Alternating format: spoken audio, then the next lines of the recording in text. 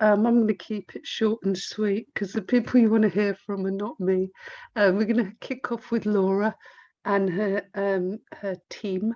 And Laura has been doing a really interesting project with learners, exploring how she could use a particular digital tool to give oral feedback to students. So Laura's going to talk to you about her adventures in that and all the things she learned, and it was very interesting work. So we, as you just said, we were trying to use online feedback to try and use it for written tasks in English and functional skills and ESOL. So before trying to find out a way of monitoring feedback and providing feedback for handwritten more so than computer-based tasks. So that's what we were trying to do anyway. So first things first, a bit about me. I'm a course director for GCSE English. I'm also a teaching, learning and assessment specialist here at BCOT as well. And I have my colleague here. Hiya, I'm Maria. I'm the course director for functional skills, English, maths and ESOL, and I'm also a teaching, learning and assessment specialist. So we decided to try and use Mote. Some of you may have heard of it already. So we're going to introduce the actual Mote itself, explain why we chose to use that. We're also going to go and give examples of how we've used it in English and in ESOL. And we'll give you some testimonies from learners as well, okay? Lastly, we'll outline our next steps. Okay, so that's what we're trying to do in this sort of 15 minutes that we have. So first things first, Mote, what is it? Okay, so it's where you have an application that you can add onto your computer, and it gives you an extension where you can add voice comments to provide audio feedback. We used it in lockdown when we had online learning, but mainly for computer-based tasks where a student or a learner typed up their responses on Google Docs and we recorded ourselves. This time we thought we'd try it with a handwritten task, and it was quite tricky to try and administer and get it right. Okay, it's very good to sort of increase student engagement, and it's also very useful because you can translate it into different languages. I know Maria used that with her ESOL students at times, didn't you? Yeah. So it's very useful tool. Okay, so we chose to do this project because we found that as English teachers and functional skills and ESOL teachers, we spent a lot of our time marking books, and not always students pick up the books and actually read the assessment and the feedback you've given them. So we thought if we try something that's audio based, they might listen to us. So we have in BCOT here around 500, 600 GCSE learners and quite a few hundred functional skills learners, don't you? Yes. And ESOL. So we thought we'll just give it a try on a small sample. And by using this software, we added voice comments to the documents, and then the students listened to the actual steps that we gave them. I chose for the GCSE 2 full-time classes. So we had about 20 to 30 learners that we used as a group of students to try and use. And I know Maria used some adult ESOL entry classes. So we tried to pick out learners and use those for our feedback as we went through. You want anything to add? No? Okay. So GCSE English, first of all, I think I've just gone through most of this really. So we tried to pick out at first feedback every single week, and we found it was quite lengthy. So instead, we went and chose to give sort of verbal feedback at our assessments. And we have around about 3 assessments throughout the year. When we did the 3 assessments, we then gave verbal feedback as a tool and gave it back to the students. It could last for up to 3 minutes, and it normally followed sort of what went well, even better if. Okay, the learners could also see the feedback as a transcript as well. Okay, so they can go through and read what we said if they needed to. Okay, so I'm going to show you in a minute what it looks like. Okay, so you can see a couple of screenshots on the screen here. This is how it looks when you go onto it. I'm going to click onto a link here, which I hope works. I say, and you will hear my voice sounding a little bit high pitched, but this is an example of feedback that I gave to a learner. Hi Luciana, just going through your written piece you did this week. I thought I'd give you verbal feedback instead. Started off really nicely. I like your vocab, endearing and ethereal, it's lovely. Okay, again, you've been really descriptive at the beginning. That first paragraph is amazing. Okay, so keep doing that because it's lovely. All right.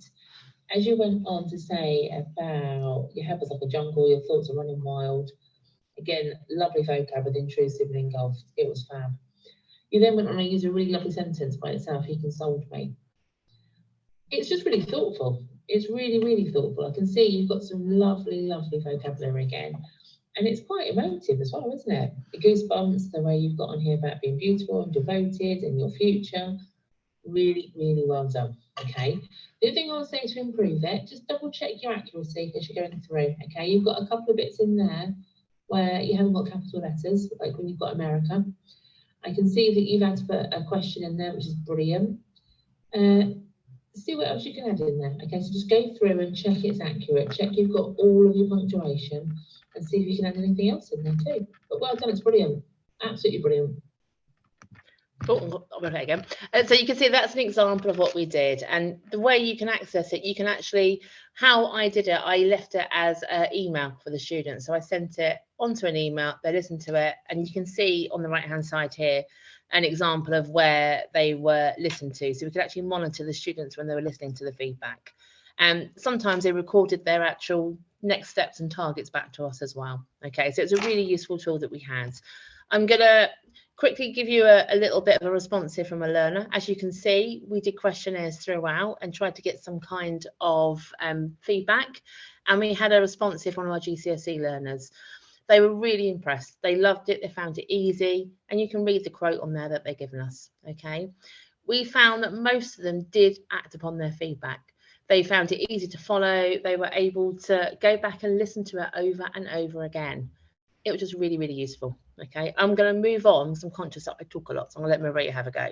Go for it, Maria. Okay. So in ESOL, I just worked with my Entry 2 class.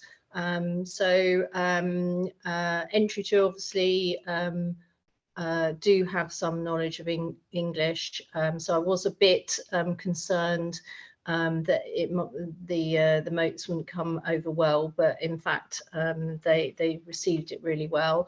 They completed a writing initial assessment. I did note the spag errors on their writing, but then I gave feedback using Mote.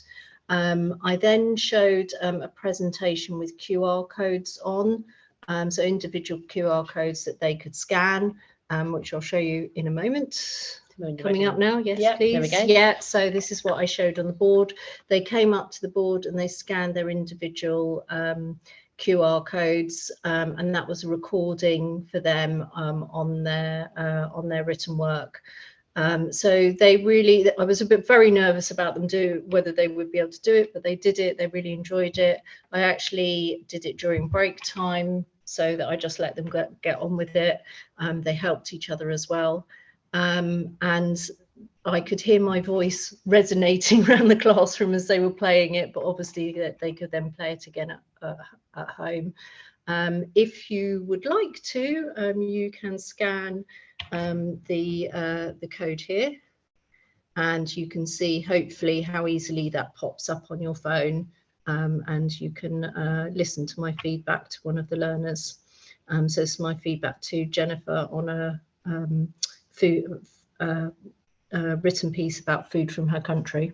Okay, back over to Laura. Just give you sort of a minute just to see if you can listen to that ESOL feedback, because it is very different to how our GCSE feedback was. So I'll leave that on there for a moment. If you just click on there and see if you can get it working. Should be just going through and pressing play, hopefully.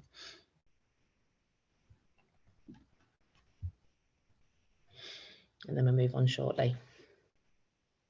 Right, I'll move on. You listen to it at the same time as me. We had some responses from your ESOL learners, so I'll let you go through that one as well, Maria. Yes, so we did, following the QR codes and giving the students time to listen to those, we asked them to complete a questionnaire about what they thought about Mote, whether they preferred audio feedback to written feedback, and we had some really positive responses. So analysing the responses that we had back, we saw that giving feedback in this way was enjoyable to learners, and they listened to it more than once. So good for their listening skills as well. They found it accessible, and also gave them pointers for improving their writing skills. Okay, I think you have one more. That's you as well, isn't it? That's one of your. Oh no, it's not. It's from me. Well, whilst we did the project here, we had quite a number of individuals that were actually involved with the project with us. So myself and Maria led the project, but we also had some study skills teachers that were involved. And Emily on here recorded or gave some feedback here because she was working on one-to-one support with students. And she found by listening to the audio that myself or Maria or the team had recorded, she could then work with the students on a one-to-one basis. It worked really, really well. And I know for a couple of these students, they passed their GCSEs in November resit as a result of having this intervention with the Mote. It worked really, really fantastically. And we're going to carry on with this moving forward because it works really well with special support. We also had Scott Hayden. You might have heard of him as one of our quite well-known digital innovation specialists here at BCOT. And we have quite a digital strategy here. And we use various tools and have found that this Mote tool works very, very well. We also worked alongside the developers and had meetings throughout the process and the project, which was quite enlightening. And we found quite a few other ideas and handy hints of how to use the tool, didn't we, Maria? Yep. Which is really, really Absolutely. great. So as Scott said on here, it was a personal and caring way. Okay, it made our marking streamlined and it strengthened our relationships with our learners as well. So it was a really lovely process that way. So moving forward, okay, so for us for GCSE, we found that everyday recording feedback was too lengthy. We couldn't use it in every single lesson. We will probably use it for our assessments, again, for those groups that we feel would benefit from having audio feedback. But we've also found ways of using Mote every day. It might be embedding it in group feedback, which using a Google Form document. It might be using QR codes to provide instructions or information in lessons. So we found, even though it didn't quite work to how we wanted to this year for GCSE, we found we can use it in 3 or 4 other ways moving forward, which is quite good. And with respect to ESOL, the other lecturers on the team have been interested in what's been going on, and they have done training so that they too can give feedback on this in this way. Our next term's courses are focusing on speaking and listening, so we are going to use Mote to give feedback, also to help with their listening skills and training them to respond to our feedback, to show that they're making improvements on their speaking targets. We're also going to use it in functional skills to give feedback on written work, to save time for teachers and to give learners a more personal service. Laura and I will be promoting and sharing this good practice with our colleagues college-wide. We also will carry on with ongoing support with the Mote developers ourselves. We've made quite good relationships with the team, so we're quite often their dummies and we'll try new things. So we'll carry on doing that to see if we can find any other useful tools moving forward. I think we're done. Okay, so if anyone's got any questions, let us know. We'll come out of here, hopefully go back to where we should be. I'll stop presenting if I can work out how to do that one. That might use my... Thank you. Have I stopped sharing? There we go. Finished. We're back. Was that long enough or were we too long? Yeah, that was perfect. Thanks very much. Has anybody got any questions that they'd like to ask Laura or Maria? I'll just open the chat up. I'll see there's a few. There's been some very interesting comments in chat. Yeah. Yeah, we found it really difficult at first. And it was one of those kind of things that we really wanted to try and use it effectively, but we realized that at first our vision was too broad, and speaking to Sonia should just slow it down a bit, make it smaller, don't go too big. So I think at first we had this great big idea and then we tried to make it smaller and smaller, but the ESOL side of it I think worked particularly well, didn't it? More so than GCSE. I've just seen one of the comments here saying can they respond? Yes, they should get a reply function as well. So we didn't use that for this project, but we would really like to use that going forward, because obviously that will help them with their speaking skills as well. I saw on here making notes on the feedback as well. When I recorded, I was highlighting certain parts, so I didn't explain that in the actual overview, but I tend to use highlighted certain things. So where it said, I think it was Rachel put this one on here, about using emotive words, I would highlight that on there so the learners had the piece of paper, they could see it at that same time, so they knew that's where I was trying to bring it up. So they had the books back with the highlighted annotations on there. That's brilliant. I was just say, it sort of gave me an idea as well, which I'd like to share. But when you give the piece back, and if it is highlighted, giving them the GCSE question of how was the right use language and structure to interest and engage the reader, might be a bit of a penny drop moment that they're like, oh, I've not used any emotive language. We found with some learners they were really receptive and they really enjoyed the process. Others just couldn't gel with it at all. They found it so difficult to understand why they were doing it, and they just didn't have, maybe those that were working at maybe a sort of a lower task or a lower level, sometimes sort of grade 1 learners just didn't understand how to improve their work. Whereas those that were working at a high level for GCSE understood the feedback, and then they were able to then process it and make changes, and like you said, go back and analyse it themselves.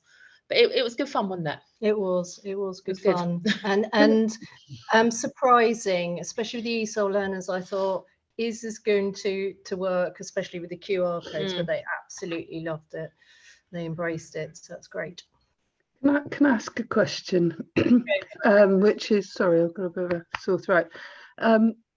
I saw on your slide or your plans that you use the word train learners too. So what do you mean? What do they need to know to be able to use? Can they just do it by themselves? Do they need? I'm hoping some of you actually went into Maria's link that she put on the board, the QR code, and you listened to the actual feedback. It was more so making them aware of how they actually open up the feedback and how they listen to it. And those of you that might have tried it in the room here, it's quite straightforward. So it's not so much train them, it was just say, you must do it this way, you must listen to the full task and then do the feedback task that goes with it. So maybe not quite so much train it, but maybe just making sure they're aware of the steps that they needed to do to understand it. That's probably what we mean. Well, maybe more study skill type. Yeah, and we found that I think some of the vocational areas are going to use it more so moving forward in September here as well. We'll share some of our knowledge. Thank you. Claire's got a question. Just a quick one, really. It's about your decision around audio or audio and video, because I've seen projects do screencasting and so where you can actually see those annotations being made on the page digitally. And I wondered, was it a decision about simplicity to use audio, or a decision about what was your thinking there in terms of video versus audio? We've used Screencastify quite a lot for videos here at the college. So we've done quite a lot of sort of exam paper tutorials using Screencastify. So we've got a whole bank of resources that are using that already. I think we just wanted to try a different option. That was all, just try something new, because we have got, we deliver AQA, so we've got banks of resources from the team in here where we have created these Screencastify videos and papers, and I thought just something different. What about you? Well, I mean, especially with the ESOL learners, it had to be something that they could do easily, and just holding their phone up to a QR code. Whereas even things like going onto Google Classroom, where we put up lots of videos, we put lots of links, a lot of them won't access that. So it was just, from my point of view, it's just simplicity. And also video is very different from audio, isn't it? So especially if you are trying to encourage listening skills. Yeah, I was thinking that too, and I was thinking that there's sometimes when technology becomes a barrier and you've pulled all the barriers down and just used it in its raw form. So it's really interesting. And it has been quite simplistic, I feel, hasn't it? The QR codes, particularly for the learners, they can access it very easily without getting laptops out and then lack of connection or whatever. It's very straightforward. And I think from the point of the teacher, it's just silly things like you can do recordings, you can be sort of sitting at home in your study, not having to worry about what you're wearing, put your lipstick on, really, and all in your teeth.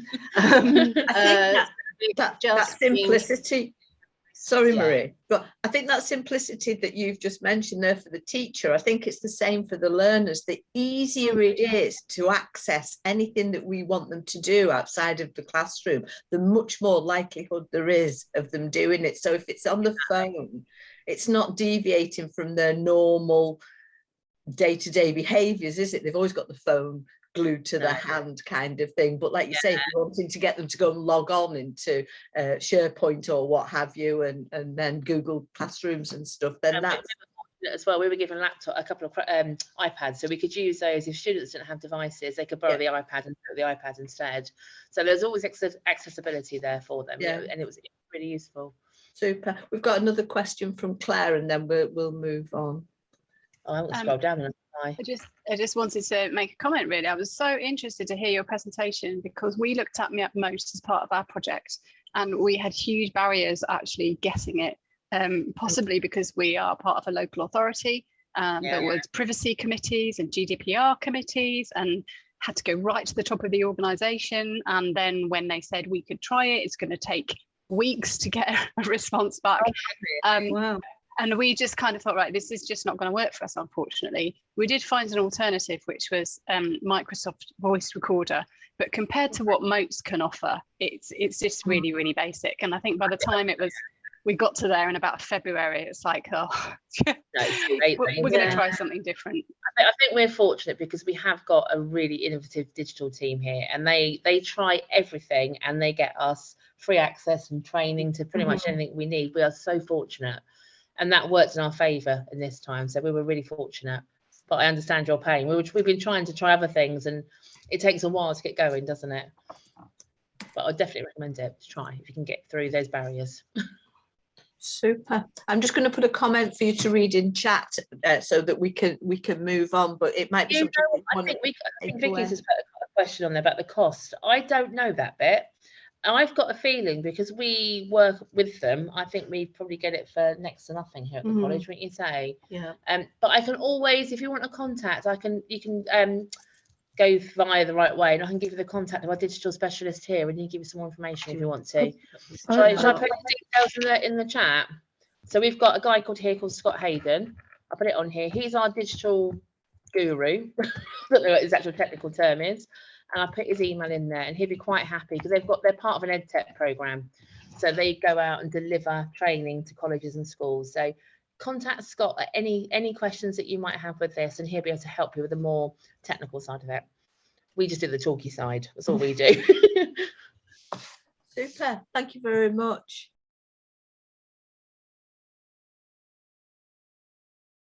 This is led by Ian Wallington at City Lit. Excuse me, I'm going to cough again. This project is really focusing on developing a pedagogy, so an approach to teaching and learning based on a task-based approach, and it's kind of multifaceted. So there's lots that Ian's going to share with you, and I'm sure he won't be able to cover everything in his presentation, but there's the report, and please do kind of as well with Laura's go back to the reports because they've only just touched upon their work. Okay, so I'm going to hand over to Ian if you're ready, Ian. This is maybe something just to think about while I'm jabbering on, and because purpose is kind of really key to what we did. So a quick bit of background: I work in adult education, college in London, City Lit, in universal skills.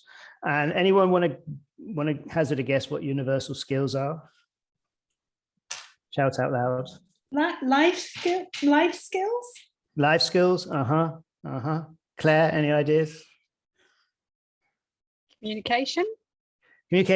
Well, really, we see universal skills as the skills that everyone needs, and we say the skills that everyone needs to participate, make progress, and express themselves in a 21st century democracy. We do the jokes about the democracy. Okay, and our subject matter is English, maths, ESOL, and digital skills, and we work with hearing and deaf learners. But within these areas, we've been trying to develop the most in-demand common skills, particularly from employers, but but ones which also are sort of in demand outside of work. So again, anyone have any ideas? What would they say are the most in-demand common skills, not specialist skills, but common skills by employers? Communication, good communication. Communication is the number one, nice and broad, but yeah, exactly. Yeah. Any other ideas?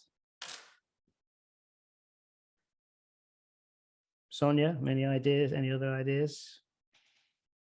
Oh my God. What would I say?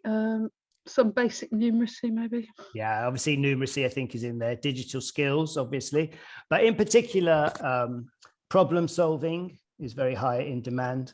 Decision making, analyzing, seeing the bigger picture.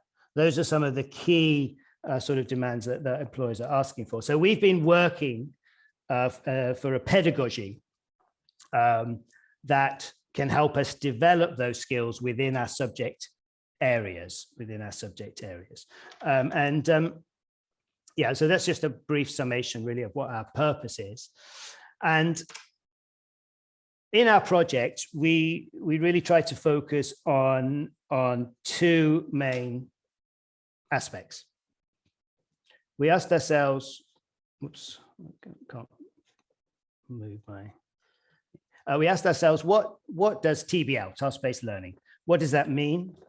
What is involved? And how does it differ from PPP? So you can see in our project, we got quite obsessed by acronyms. So does anyone want to, I'm sure you all know, but anyone want to just tell us what PPP is? Shout out. Present something, practice.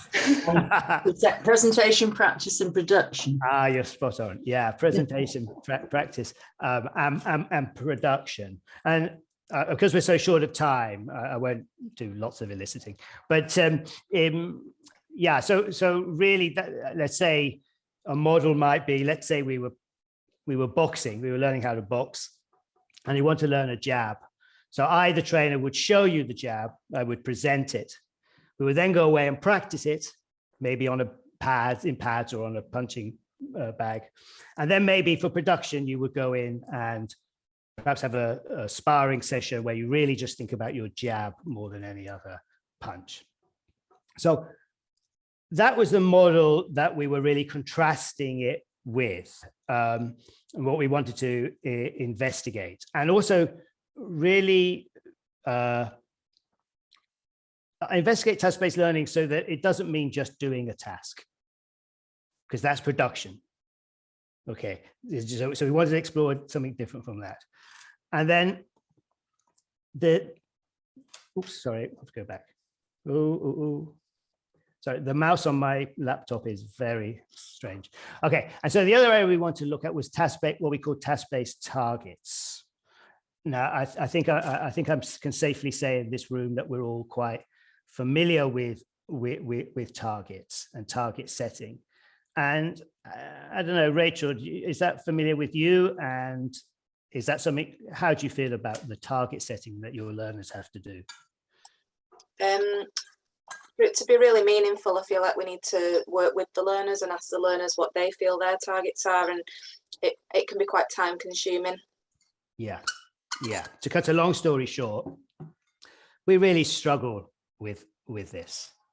And from both a teaching and a learning perspective, I think. So we really wanted, again, so our project was really trying to look at this. And in fact, as Rachel said, to try to create some really meaningful tasks that students actually did. And we, as a result in the project, we needed to think a bit about learning outcomes. And I'm being slightly unfair to both learners and tutors here, but these, if you can see, are a bit schematic, but are not untypical kind of learning outcomes or learner targets. And anyone, and you don't have to be kind, you don't even have to be generous. So what do you think of these? Does anyone have any thoughts about those? It assumes quite a bit of prior knowledge, doesn't it? So if some of my learners would be like, what's present perfect? Okay. We find it amazing with our learners how well they pick that up, actually, which is an interesting thing. My question is what for and why? Absolutely, yeah, completely. They really, we really feel that they were really quite abstract and very competency based, actually, very competency based. And so again, in our part of our research was to try to see if we could get away from that through a task-based learning approach. And we tried to condense task-based learning into we did reduce task-based learning into sort of two key principles. And I won't ask you to try and guess what they were. They were these. And the second one, which is perhaps a bit more familiar to language teaching, is meaning before form. Does anyone want to ask, is anyone familiar with what that means, meaning before form? Communicate before worrying about mistakes. Yeah, that's I shall remember that way of putting it. That's exactly the right, exactly. So we tried to sort of think about it in that terms. And I'm just going to try and share with you two of the things we did. The first one is an example of a task-based target that we did with a Cambridge Advanced ESOL learner. So good levels of English. And the second one was with our Deaf Functional Skills English group. Now, so I'll suggest, because we're short of time, if you go into breakout rooms, and if your room begins with an odd number, look at task 1, and then if it begins with an even number, look at task 2.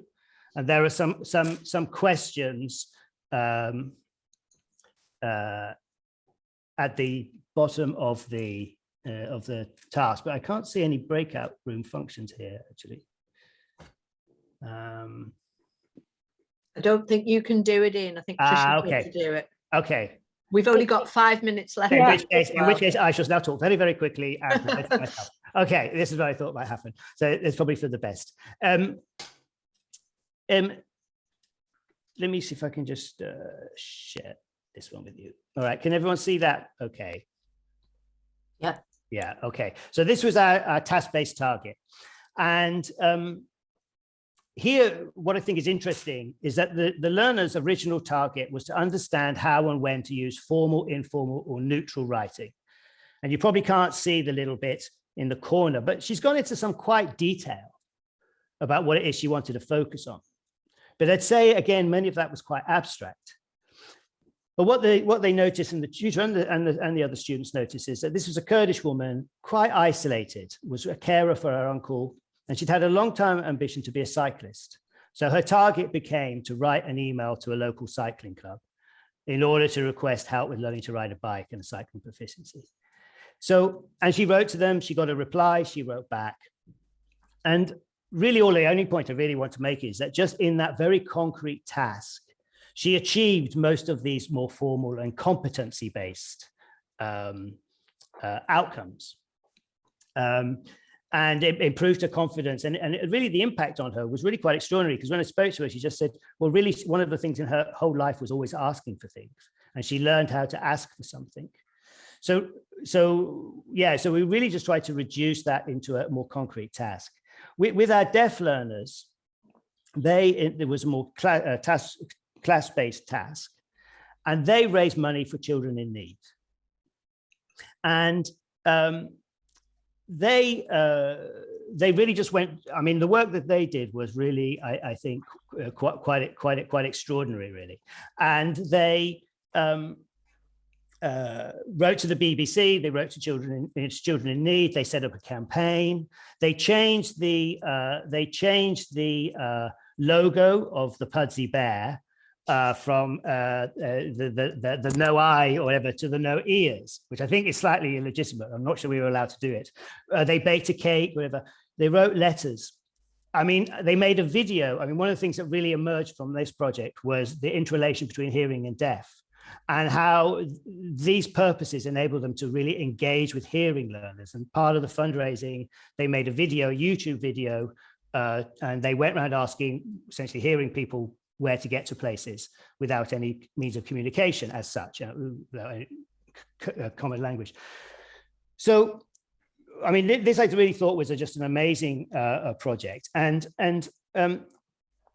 really what I really just wanted to really sort of to bring out from these learners is that part of the end part of the evaluation is they held a chat show, which was again as a task to evaluate what they'd learned and so on. And there was one moment when this gentleman here at the bottom says, "Oh God, I was so nervous. We had to make a poster and we got all this information." And I was thinking, oh gosh, you know, I need to make sure the text is simple. I need to include what was important, make it easy to absorb, not put too much information, make it entertaining. And really what emerged in all of that was that he was learning all about these things. He was learning all about the competencies, the impact on the reader, concision, thinking about your audience, how to be coherent, and so on. And I think that's really what we've been trying to develop, that through this performance, they develop their competencies rather than will have a learning outcome of how to think about your reader and how to have an impact on your reader, that they thought about this through this activity, and it was the activity and the task which guided their learning. And so my final thing is, I'm just going to leave you, because we sort of finally realized that we agreed with this man, which isn't always the case perhaps for many people. But this is what he says about teaching and learning. I'll let you read.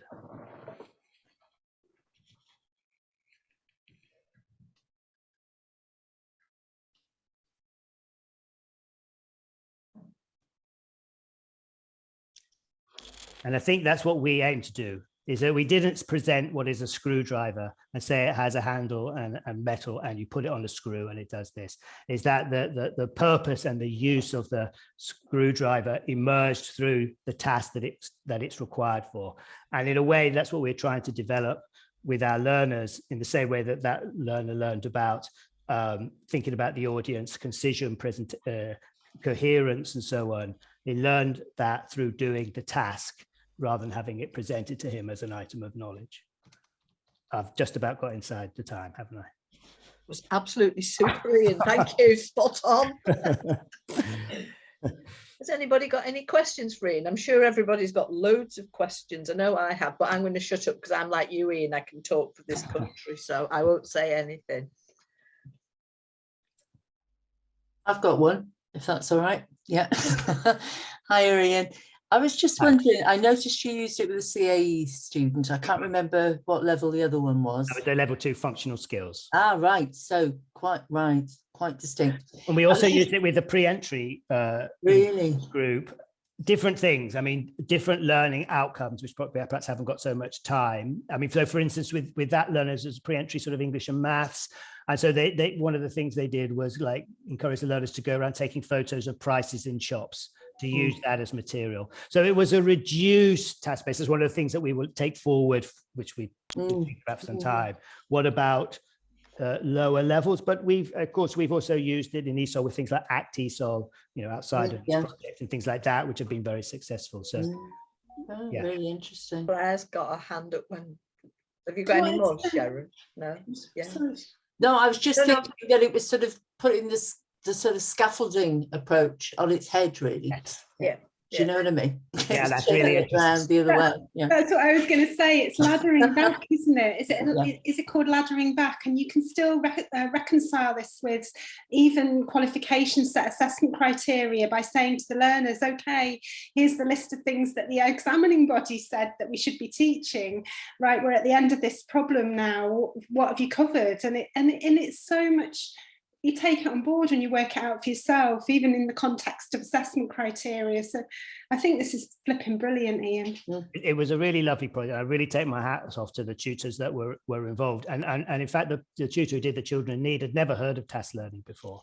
I mean, and has just done some astonishing work. And you know, obviously I'm, you know, my proud hat on, but I would really recommend listening to the YouTube link, if I can share the presentations with you, because the chat showed that the learners did in the functional skills class, that they were just so engaged by the thing. I mean, it was really, really great, really, you know, I don't know how many superlatives I can come up with. I really liked it. Super, thank you. We've got a couple of comments quickly in chat. Claire has commented that she always wants to teach like this, but pressures of exams and things like that make you revert to, well, what they're going to be examined on kind of thing. And that's reminded of the reason why we went into teaching in the first place, your approach. So yeah, I agree with you there, Claire. There's always a tension, isn't there, between what we know is best. Well, Elon Musk summed it up perfectly, didn't he? What we're being told to do and what we feel that we should be doing. And then Rachel has commented on the relevance is so engaging. It helps the learners to remember, because very often when we're teaching in the normal sort of GCSE route or Cambridge certificate route or whatever it is, functional skills, you know, it's just topic, isn't it? And the retention of that information is just zero. Well, that's right. I think it's so I think the counter to all the stuff about, oh, we must resort to such and stuff when it's accredited is what is retained. And what that's I mean, I know we all come under we all feel these pressures, and we all find out one of the things that we're all doing as a centre is all finding our own little ways inside of this. So all of our different styles will come out, I think, in whichever task we look. But what I really like is the way the task directs the learning. That's what I feel is the key thing. Super. Thank you. Thank you. Thank you. Yeah, so it's a great pleasure to introduce Rachel Newton, who's going to be talking about the project she was leading at Myerscough, and a very kind of, I think how would I describe it, a very energizing project, which is using creative writing, so encouraging students' creativity in order to motivate them in terms of English. And again, there are many aspects to this project. There's a lot going on, and so Rachel can only just touch upon some of the things, so please do go and have a look at her report for more detail. But I'm going to hand over to you now, Rachel, if you're ready. Okay, so as Sonia said, the project was based on creative writing and trying to enthuse and engage learners in English through the use of creative writing, because as Einstein himself said, creativity is intelligence having fun. And for a lot of my learners, when we talked about the creative writing side, and when I have in the past, it's their favourite part of English. It's the bit that really engages them and it allows them to express the creativity. And so we decided to focus on the creative writing aspect. So the intention was to engage learners in English through creativity, motivation, and one of the most important aspects, praise. So ensuring that when learners did participate, we were giving that praise and focusing on the feedback they were giving us as well. And trying to create a bit of a circular vibe with it. And the rationale was disengagement, that stigma of failure that the learners who come to our college have, because they're doing the GCSE resit or they're doing functional skills to try and upskill, and we wanted them to feel like they were achieving something and allowing them to get over that stigma of failure, and also trying to overcome the fact that English is apparently boring and trying to focus on the more interesting aspect of it for them. Okay, so I started the project. Obviously, we had that big event, didn't we, where we were all sort of told to just dive in at the deep end and just start the project. So the very next day when I went into my class, I just put on the board, writing is, and asked learners to submit a word to the word cloud. And here's an example from one of my classes. It came up. So you can see there that there were a few that felt like it was quite positive, but the general consensus was that it wasn't their favourite thing to do, writing. So I had a bit of work cut out trying to enthuse learners through creative writing. So the way that I started to create the buzz about creative writing was in September. I introduced learners to some small creative writing tasks, just starter activities with a focus on how it made them feel. And as I said before, once I found out how it was making them feel, I could then change the approach and focus on the bits that they found interesting. And one of the key starter activities that we did was getting them to write a haiku poem, which I'm going to go into in a little bit of detail in a moment. And the response from that really helped me to sort of navigate where the project went. And then in October, the wider team began sharing the activities and implemented them into their classes. And we were meeting regularly and discussing how learners were feeling about it and changing our activities. So one teacher suggested that we started looking at songs that the learners really enjoyed and getting them to write an overview of what that song was and writing a story based on that song and engaging learners that way. So it was really good for sharing lots of ideas. And then in November, we invited a poet called Mike into the college. He ran some inspirational workshops with learners and teachers. And that was a real turning point for a lot of the learners. So some of the learners that attended those sessions, because it is very much about trying to inspire learners into remembering why they used to read in primary school and how much they enjoyed it. And then we get to secondary school and, you know, we'd give up reading for various reasons. So at the end of those sessions, there were learners going to the library, getting books out. So it really created that buzz, and it was great that we invited him in. And then in December, we introduced creative writing workshops that were voluntary in the library with external leaders. So these were some students that are studying creative writing from a university nearby. They came and volunteered and ran some workshops because they were sort of doing a project, and it just tied in perfectly that they could run those workshops. And you could tell that the buzz was, you know, like I say, being created at the college, because there were people coming to those workshops that I wouldn't have expected to. So some of our sports learners, some of the motorsport, agricultural engineering students, they were voluntarily coming over to those workshops to work on the creative writing. And I feel like part of that was the fact that it was the opportunity to be published in a book. So that's one branch of our project, where the learners that were coming to these workshops, there was a creative writing competition going on. So they could enter the competition and the piece would be published in a book. So some of the best pieces are going to be published in an anthology, which the UCLan students are putting together, and it's underway. So yeah, I think that was a real pull for them, and it helped to create that buzz. Okay, so as I said, it was really focusing on the feeling of how you feel when you're doing creative writing, and getting learners to reflect on that, and thinking about why they felt that way. So as I said, one of the first starter activities we did was writing a haiku. So for those that maybe don't know, a haiku is a poem with just 3 lines, and it allowed learners that maybe felt like English wasn't their strong point to just have a go. So it's got 3 lines, which are made up of 5 syllables, 7 syllables, and 5 syllables. And I thought it'd be nice for us to have a go today at writing our own haiku, and then you can sort of get that feeling of what the learners were feeling.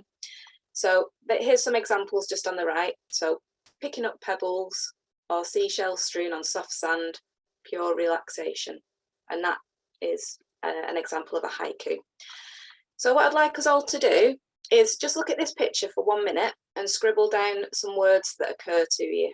So I'll just put a timer on for 1 minute and just write down some words that occur to you when you look at this picture.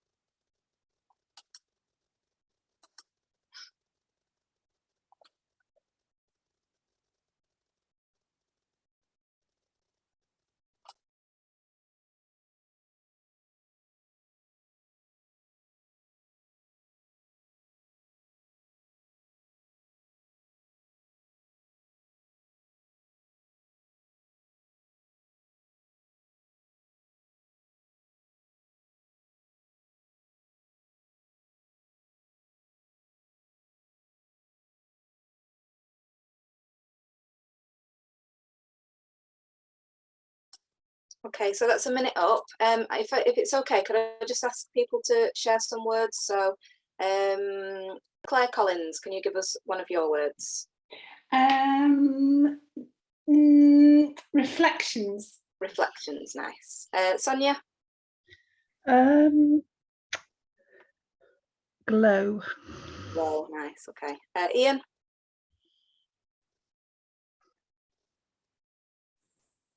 Clouds. Clouds, perfect. Okay, so I'm going to just give you now, guys.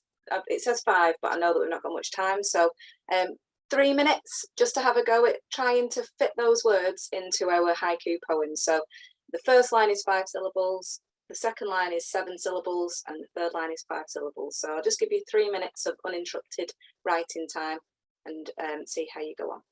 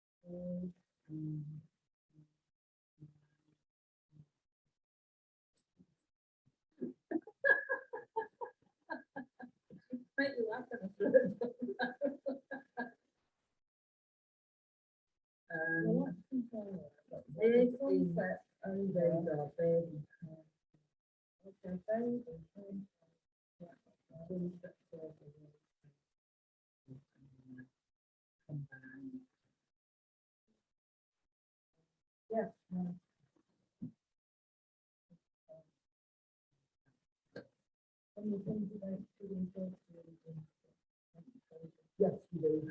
I've done all of that, and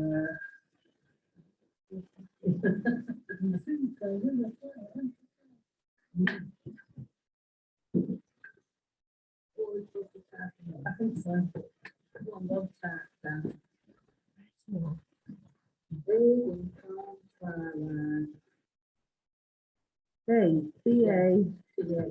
It was so nice listening to Joanne and Kath. I don't know if you but wasn't it really nice? I really think it was just lovely to listen in. So yeah, thank you for those people that have shared the haikus in the chat. They're absolutely beautiful. And what I was going to ask you is how you would feel just to put one word in the chat. How would it make you feel if I was just to ask you to share your haiku, even though some people already have? But what was the feeling that you got? You know, if I was just to say, let me think, someone who's not shared one. So Ian, if I just said, right, I'd like you to share your haiku now with the group. I was really dreading you were going to.